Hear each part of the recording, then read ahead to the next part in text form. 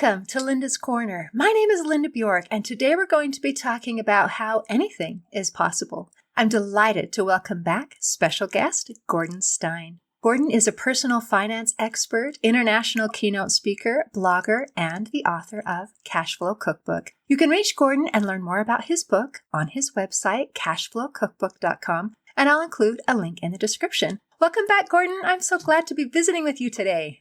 Oh, it's great to be here and great to see you again, Linda. It was a pleasure. Last time we talked about money, and it was awesome. And we had so much fun talking. And then after we finished, stopping recording, then we kept talking for another half an hour, and we could have kept going because you have all these amazing stories. And so today we're going to talk about overcoming those self-limiting beliefs and being able to do awesome things. So, let's start with your guitar collection. So why were you called 4-chord Gord? So I bought the guitar, where would it be? Right there, when I was 16 years old. And, I thought everyone thinks it's cool to play the guitar. Everybody plays the air guitar. So I bought it when I was 16. I learned 4 chords. And, my friends would call me 4-chord Gord because that's all I had. And in my mind, it sounded like the songs. And of course, to them, it sounded like the same chords. And which song was that again, So, and I let it go like everyone does. I think the stat is 97% of people give up on the guitar in the first year, which is a crime. And an even bigger crime is the number of people, when I'm on Zoom meetings, they'll say, oh, look at all those guitars. I wish I had musical talent. And I got to say, that is a preposterous, unbelievable, self-limiting thing. I have no musical talent whatsoever. And it's just a lot of hard work. And with the time that most people spend watching TV, you could learn 3 foreign languages. You could be an expert on the guitar. You could, learn how to surf. It's limitless, the things that you can do. So, much later in life, probably at about age 50 or so, I thought, I have the time now. Got the money to get a really nice guitar, and I want to get into it again because I just love it. I love sing-alongs. I'm not a great singer. And so I bought the acoustic right here, and I love it. And I took some online lessons, and I worked away on it. And then I found this fabulous teacher, Mickey McGinnis is his name, in Ottawa, Canada. And I still Zoom with him every week. We still work on things. But the transformation is phenomenal. And the ability to just get lost in playing the guitar. I grab one of the 5 that are up there every day with an amp or just acoustic. And sometimes my lead singer / wife joins me. And it is so much fun, and there's so much joy in it. And the number of Zoom meetings where we start talking about it and people say, oh, geez, I wish I could. It interrupts probably 10 minutes of each meeting. And I say, no, you don't understand. You can. Go do it. Go give it a try. Fabulous. So it's beyond, I wish I could. It's, let's put some effort in. I loved when we were talking before how you said, I am a musician who is unencumbered by talent. And I thought that was a hilarious way to describe, because if we can start with, well, I am unencumbered by talent, so I can do this. I mean, that is a really fun way to approach things. That it's okay that we don't start with all these natural gifts, or we didn't start when we were 8 years old, that we can do it whenever we choose to do it. So well done. And I'm so glad. And you also got to fulfill a dream of playing in a bar, playing, like performing for real. And that was a really big deal. So congratulations for that. Yeah. No, it's terrific. And you know what? If you don't have the musical talents, you're probably not going to make it to Carnegie Hall. So, you can accept that. And if you're not a gifted athlete genetically, you're probably not going to make it to the Olympics either. But there's this massive range of enjoyment that's somewhere short of Carnegie Hall or somewhere short of the Olympics. But everyone can play and everyone can enjoy.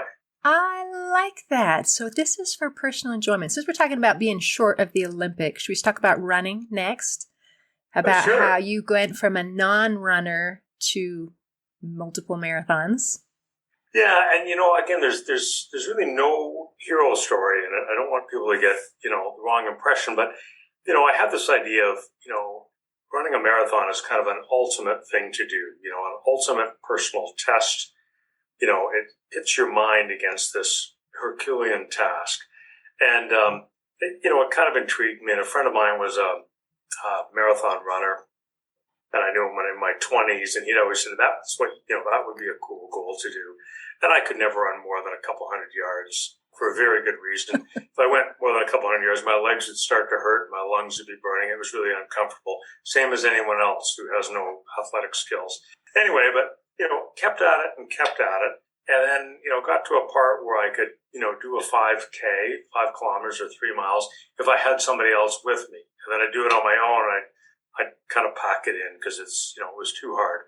And then I figured finally got to the point I could run 5 kilometers, I could run 10 kilometers, and worked my way up. And then entered the lottery to get into the New York Marathon.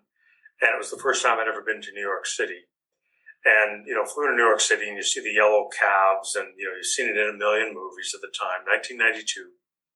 And so I ran the race after unbelievable amounts of training, like going out for a 3-hour training run. My neighbors would see me heading out, and then they'd see me coming back 3 hours later. They'd go, no. And I go, yeah. It's just that crazy. Anyway, so I was out there running the race, and, the last 6 miles is 26 miles. The last 6 miles are unbelievably, unbearably difficult. You're literally, you don't know why you're there. You're putting one foot in front of the other, but I just knew I was not going to walk a single step. I was going to run the whole thing. I didn't set any land speed records. Well, what was interesting, about 4 miles before the finish, I saw these runners, and they were sort of had leashes between their wrists. I thought, what's going on? And I got closer, and on their shirts it said Achilles Track Club. And then it dawned on me, these were visually impaired runners. So people who were running without the ability to see.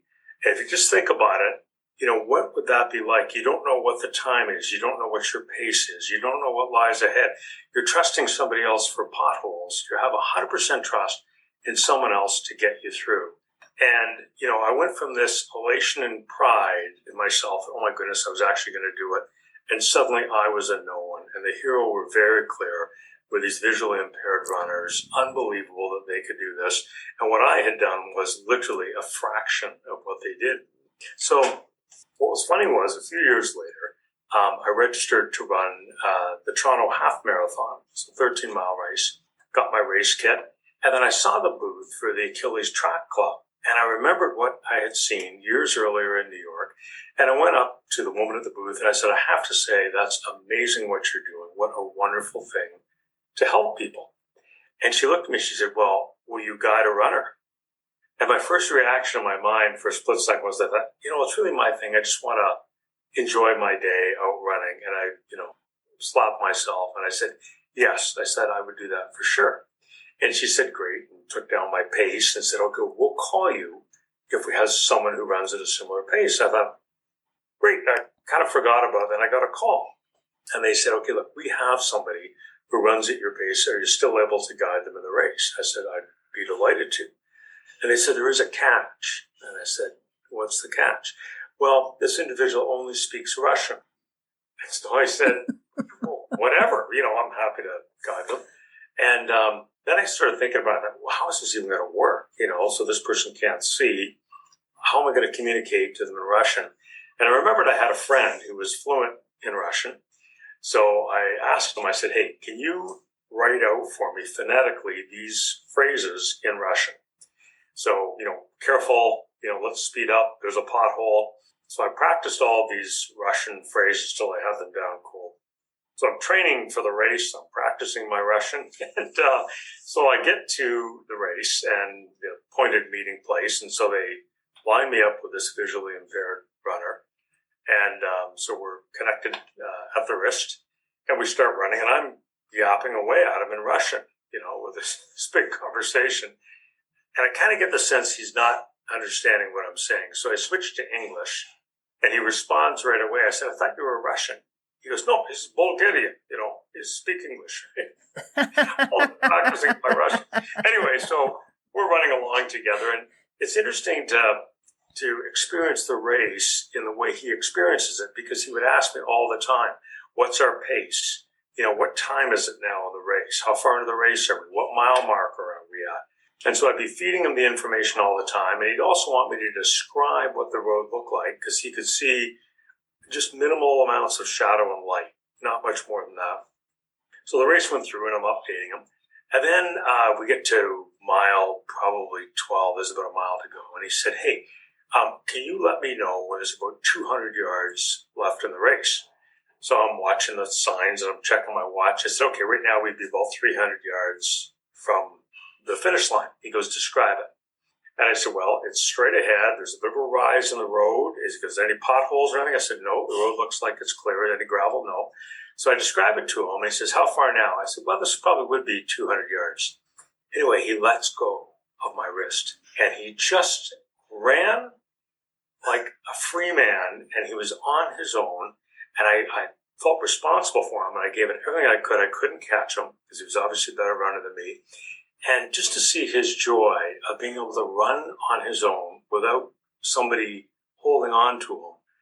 And I chased him down as best I could. He made it across the finish line. I met up with him at the end. And it was just the most heartwarming moment. So for all the people who think that they can't do something, here's a guy who just wanted to be able to run like any of us sighted runners could. And if he could do it, any of us can not only run a marathon or run a half marathon, but we can do anything because I've always been inspired by this gentleman and what he did that day. Isn't that amazing? And that story had so many twists and turns and learning some Russian phrases so you can communicate and having him show up, and he doesn't speak any Russian. And so that was, but you got to learn a few Russian phrases. So that's a win-win, right? Right. Yeah. What an amazing thing. Yeah. Funny. Very inspirational to have people who can do hard things. And when we see other people do hard things, it inspires us, especially if they do it well with a really good attitude. And yet when we have hard things, we think, I don't like hard things. I don't want to do hard things. I want to sit on the couch and watch a show or something like that. So I think it's such a beautiful reminder that we can do hard things. And who knows, but what maybe are hard things, someone else is watching and feeling inspired, like, wow, that's a really neat thing. That is a beautiful story. These habits, thank you. All of these habits, they are so changeable. People who often use the example of, people who drink skim milk, I can't stand 2%. Actually, you could. If you switched and worked your way up to it for 30 days, then the 2% would taste normal to you, and the skim milk would be funny. Same thing with almond milk, same thing with becoming a vegan. It's all much, much more pliable than we think it is, And when I do guitar classes with my teacher, Mickey, each class, I'll say, okay, here's what we're going to do. And he's just ripping through something. And I just say, is there any way we could do something a little easier? And, on a scale from easy to my brain is going to explode, he keeps me at about a 97 the whole way. Really? Yeah. And then by the end of the class, I'll say, holy cow, I've kind of have it. And then we'll get on 1 week later and go, Mickey, check this out. And, I've got the same thing he did at the beginning. But then he'll set the bar that much farther. And it's really just a matter of being open to what you can do and giving a try at something. And hard isn't bad. Hard is just difficult. That doesn't mean you don't do it.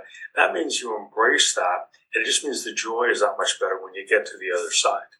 Wow. Have you always felt this way, like I can do anything? I mean, has that just been part of Gordon forever? I just find it exhilarating. I remember when I was trying to think of what to take at college, and I was thinking about the idea of engineering, and somebody said, it's all math. It's almost impossible. I kind of said, oh, really? Let's try that. So that's what I took. I think it's the fun of succeeding on the other end. It's the ability to find out what you're capable of.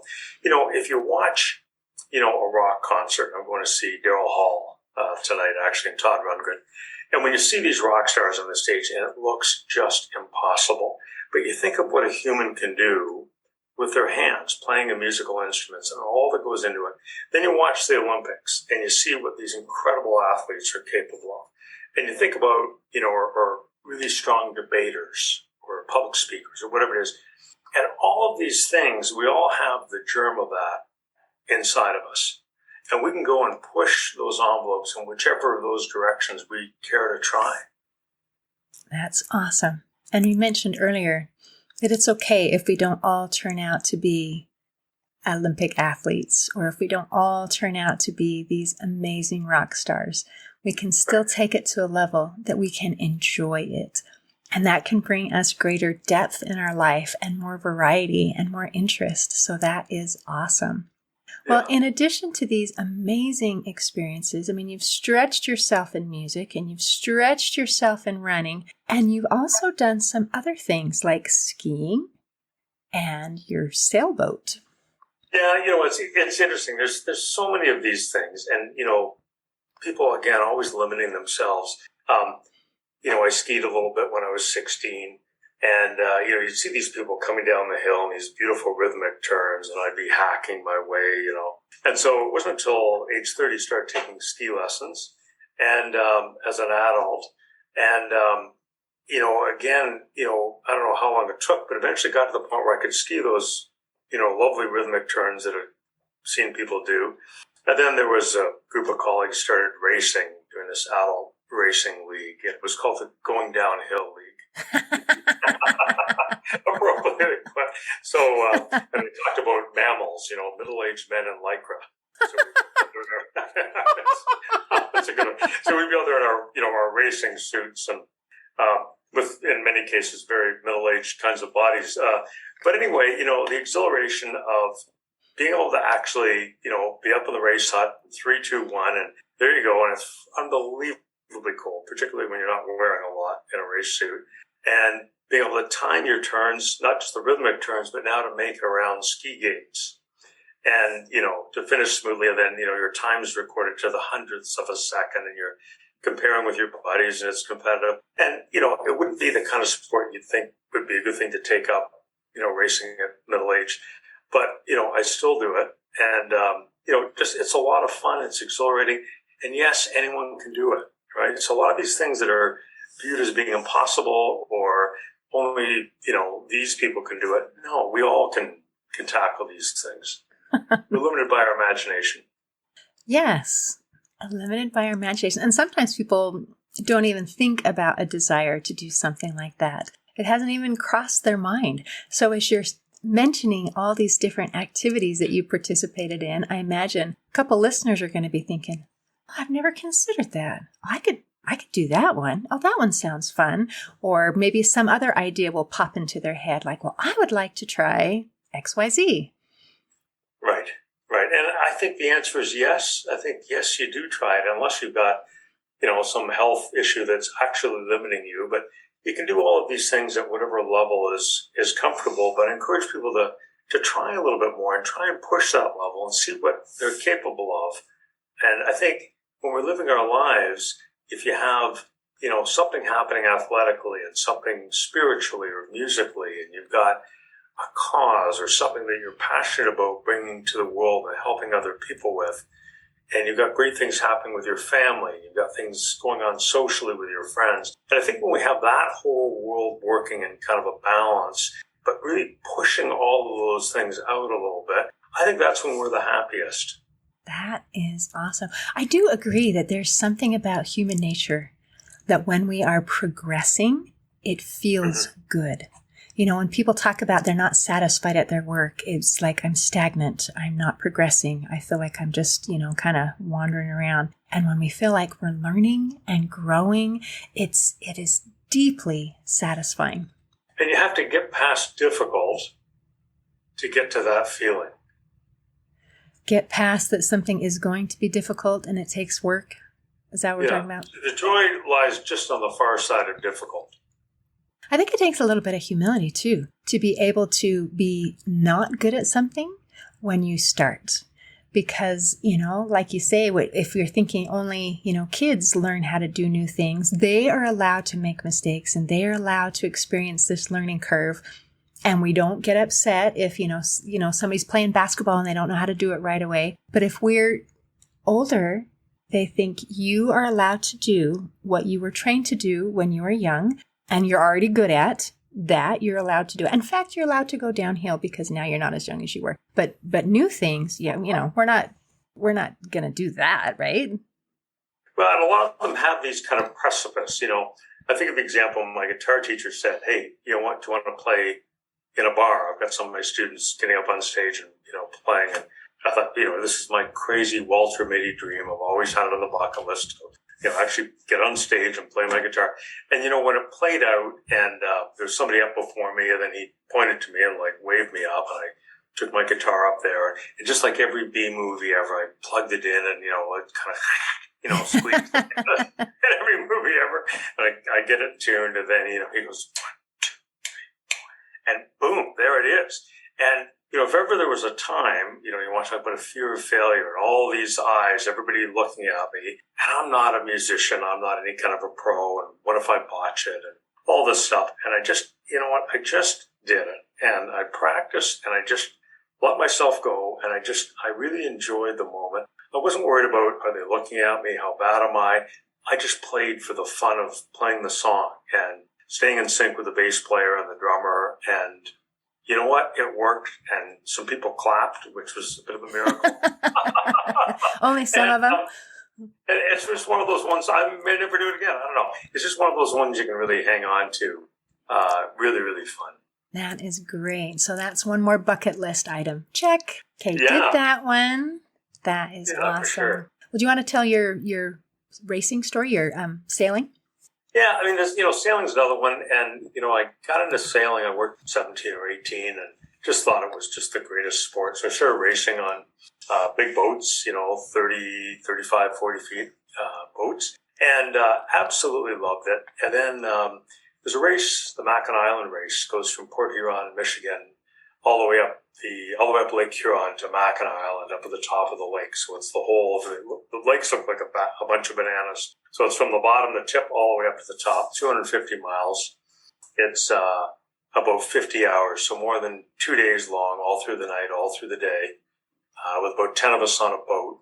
And I did this race, and I said to myself, this is an incredible experience, and, almost no sleep, and working away, and it's raining and blowing and, miserable conditions. And I said to myself, I want to come back. I want to do this on my own boat, and I want to have my children as crew. And I said that, when I was in my 20s. And then I did it. I eventually had my own 36-foot racing boat. And I took my 2 sons. They were probably too young, but I took them anyway. They were 14 and 16. And off we went to do this race. And it was just a fabulous experience. And, one thing to crew on somebody else's boat, another thing when it's your own boat to head off and do it. So just another one of those things, it seemed impossible. And, some work and some effort, and all things are possible. Isn't that fantastic? All things are possible. And you believe it, and you are doing it, and because of your example, that's going to help give other people permission in their minds to try something and to do something. We all can. Yeah. That's awesome. Is there anything that you want to make sure we cover before we close today? No, I think, everybody who's listening, pick something, and I think all of us have a dream, somebody wants to be a dancer, somebody has a fashion company that they want to launch, but they're busy working at a big box store in the meanwhile. Go and do that dream. Don't, be looking back at 60 or 70 saying, if only I would have done it. I could have done this thing. I had this dream. I had this idea. How many of us have ideas? Go grab it. Go try it. Go run the marathon. Pick up a guitar. Get some keyboards. Do the dreams that you've always wanted to do, because we can.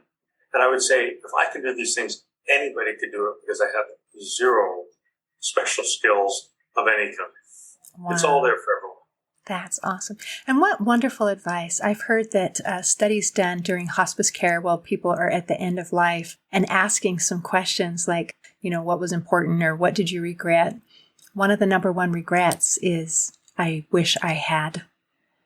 And that, I had a dream, I had a desire, I didn't do it.